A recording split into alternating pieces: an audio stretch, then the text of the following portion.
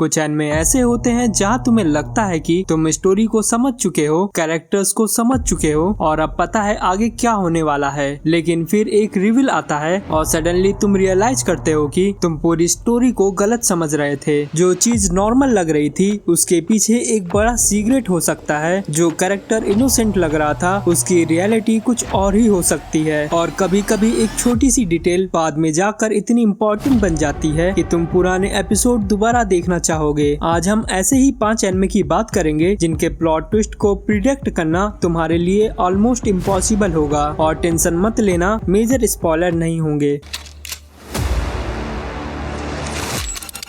हर anime का plot twist तुम्हें instantly shock नहीं करता। कुछ स्टोरीज पहले तुम्हें एक ब्यूटीफुल और इंटरेस्टिंग वर्ल्ड में इंट्रोड्यूस करती हैं और फिर धीरे धीरे उस वर्ल्ड की असली रियलिटी सामने लाती है। और इस लिस्ट का नंबर 5 है शिनसेकाई योरी। स्टार्टिंग में ये एक फ्यूचर सोसाइटी की स्टोरी लगती है जहाँ ह्यूमंस के पास एक्स्ट्रा ऑर्डिनरी साइकिक एबिलिटीज हैं। सब कुछ रिलेटिवली नॉर्मल लगता है, लेकिन जैसे जैसे कैरेक्टर अपनी सोसाइटी के पास्ट और उनके हिडन रूल को समझना शुरू करते हैं, स्टोरी का टोन कंप्लीटली चेंज होने लगता है। इस एनिमे की सबसे डेंजरस चीज ये है कि ये तुम्हें आंसर डायरेक्टली नहीं देता। ये स्मॉल क्लू देता है, स्ट्रेंज सिचुएशन क्रिएट करता है और तुम्हें खुद पीसेस कनेक्ट करने देता है। और जैसे जैसे ट्रुथ सामने आने लगता है तुम्हें रियलाइज होता है कि जो दुनिया तुम्हें शुरुआत में दिखाई गई थी उसकी रियलिटी उससे काफी ज्यादा कॉम्प्लिकेटेड है। अगर तुम स्लो बर्न मिस्ट्री और डार्क रिविलेशन एंजॉय करते हो तो शिनसेकाई योरी डेफिनेटली एक एनिमे है जिसे पेशेंस के साथ देखना वर्थ इट है। लेकिन अगर तुम्हें लगता है कि मिस्ट्री का मतलब सिर्फ सीक्रेट्स और क्लू होते हैं तो अगला एनिमे तुम्हारी एक्सपेक्टेशन को और भी ज्यादा मिस करने वाला है। नंबर 4 है हेवनली डिल्यूशन। पहली नजर में ये एक पोस्ट एपोकैलिप्टिक सर्वाइवल जर्नी लगती है। मारिको और किरु को एक डेंजरस वर्ल्ड में ट्रेवल करते हैं, स्ट्रेंज क्रिएचर्स फेस करते हैं और एक मिस्टीरियस प्लेस को सर्च कर रहे होते हैं। लेकिन पैरेलल में एनिमे एक कम्प्लीटली डिफरेंट स्टोरी लाइन भी दिखाता है और यहीं से असली मिस्ट्री स्टार्ट होती है। तुम्हारे माइंड में एक सिंपल क्वेश्चन आता है, इन दोनों स्टोरीज का कनेक्शन आखिर है क्या?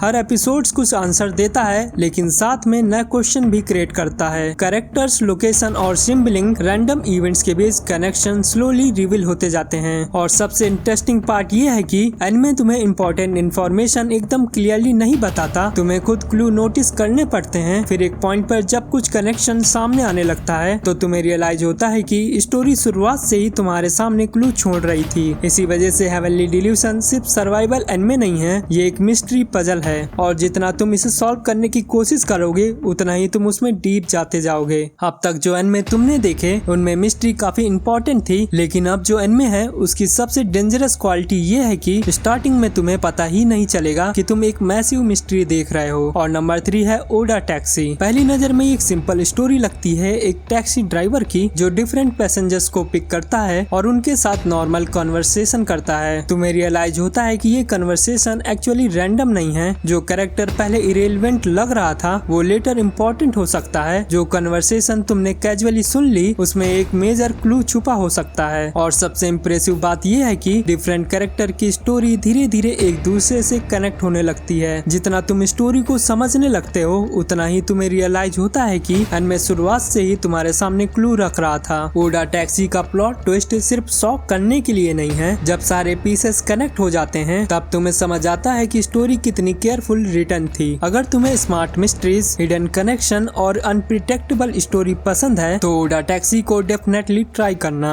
लेकिन अब जो एनिमे आ रहा है यहाँ स्टोरी के साथ साथ तुम्हारा दिमाग भी कंटिन्यूअसली गेम खेलने वाला है। और नंबर 2 है कोड गियस। कोड गियस की बिगेस्ट अट्रैक्शन सिर्फ इसका एक्शन नहीं है बल्कि इसका प्रोटैगनिस्ट लेल्यूस है। वो सिचुएशंस को ऑब्जर्व करता है, प्लान बनाता है और अपने ओपोनेंट से एक स्टेप आगे रहने की कोशिश करता है। लेकिन प्रॉब्लम ये है कि कॉम्प्लिकेटेड प्लान का रिजल्ट हमेशा तुम्हारे कंट्रोल में नहीं होता। तुम्हें लगता है लेल्यूस ने सिचुएशन परफेक्टली हैंडल कर ली, फिर एक अनएक्सपेक्टेड डिसीजन पूरी सिचुएशन को चेंज कर देता है। और यहाँ सिर्फ प्रोटैगनिस्ट के पास सीक्रेट्स नहीं है, हर इम्पोर्टेंट कैरेक्टर का अपना मोटिव है, अपनी लॉयल्टी है और अपना एजेंडा है। इसलिए जब तुम्हें लगता है कि तुमने किसी कैरेक्टर को कम्प्लीटली समझ लिया है, स्टोरी तुम्हारी असम्पशंस को तोड़ देती है। कोड गियस को को देखते वक्त तुम सिर्फ स्टोरी फॉलो नहीं करोगे, तुम कॉन्स्टेंटली प्रिडिक्ट करोगे कि नेक्स्ट मूव क्या होगा। और जब एनिमे तुम्हारी प्रिडिक्शन को कम्प्लीटली डिस्ट्रॉय कर देता है, वही इसका असली फन है। अगर तुम्हें साइकोलॉजिकल बैटल्स, स्ट्रेटेजी और अनप्रिडिक्टेबल स्टोरी टेलिंग पसंद है तो code Geass definitely watch list material है। और अब बात उस एनिमे की जिसने प्लॉट ट्विस्ट को सिर्फ सरप्राइज नहीं बल्कि स्टोरी टेलिंग का वीपन बना दिया। नंबर 1 है अटैक ऑन टाइटन। स्टार्टिंग में तुम्हें लग सकता है कि स्टोरी सिंपल है, ह्यूमंस वॉल्स के अंदर सरवाइव कर रहे हैं, बाहर टाइटन्स हैं और ह्यूमैनिटी उससे बचने के लिए फाइट कर रही है। लेकिन जैसे जैसे स्टोरी आगे बढ़ती है तुम्हें रियलाइज होता है कि एक्चुअल स्टोरी कुछ और ही है। वर्ल्ड की हिस्ट्री, टाइटन्स की रियलिटी, कैरेक्टर्स के मोटिव और ह्यूमैनिटी के पास्ट के बारे में तुम्हारी अंडरस्टैंडिंग ग्रेजुअली चेंज होती जाती है। और सबसे क्रेजी पार्ट, एनिमे कई बार तुम्हें ट्विस्ट का क्लू पहले ही दे चुका होता है, बस उस वक्त तुम्हें क्लू की इम्पोर्टेंस समझ नहीं आती।